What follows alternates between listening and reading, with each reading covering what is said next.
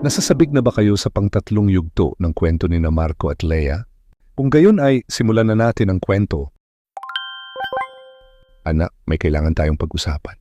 Nakaupo si Lea sa harap ng kanyang mga magulang, si Aling Martha at Mang Ben, at bagamat kabado, siya pinilit niyang huminga ng malalim.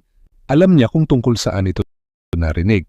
Namin simula ng kanyang ina na madalas kang kasama ni Marco. Hindi tumango si Lea, opo.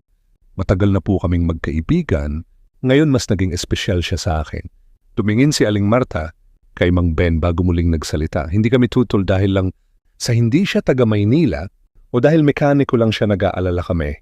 Baka hindi kanya mabigyan ng maayos na buhay. Pangarap naming makaalis ka rito, makaranas ng ginhawa. Tumanggo si Lea, mabigat ang dibdib. Naiintindihan po, pero si Marco, mahindi man siya mayaman, masipag siya at higit sa lahat, mahal niya ako, naramdaman ko yun sa bawat araw na kasama ko siya. Makalipas ang ilang araw, dumating si Marco sa bahay ni Lea. May dala siyang yero para sa bubong na kailangang palitan.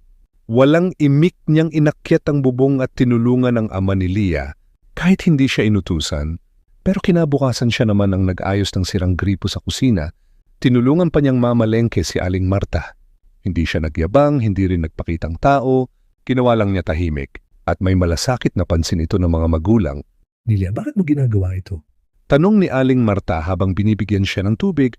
Ngumiti si Marco pawis at itimang mga palad. Dahil mahal ko po si Lea at kung gagawin ko man ang lahat, hindi dahil gusto ko kong mapahanga kayo, gusto ko lang ipakita na kaya kong alagaan ang anak niyo sa sarili kong paraan. Tahimik si Aling Martha, may kakaibang kirot sa puso niya at hindi iyon galit, kundi respeto. Lumipas pa ang ilang linggo. Isang hapon, habang magkasamang kumakain sina Lea at Marco sa ilalim ng puno ng mangga sa bakuran, lumapit si Mang Ben. Pero totoo bang gusto mong pakasalan ng anak ko balang araw? Tumanggo si Marco, walang alinlangan, kung papayag po siya at kung papayag din po kayo. Napabuntong hininga si Mang Ben, tumingin sa anak. Hindi ko akalaing darating ang araw na mamahalin ko rin ang lalaking yon para sa anak ko. Pero ngayon kung siya ang pipiliin mo, Lea, wala akong tutol. Napangiti si Lea at sa kanyang mga mata, nandun ang pasasalamat. Wala nang mas hihigit pa sa pagmamahal na tinanggap ng buo mula sa magulang at mula sa taong pinili ng puso.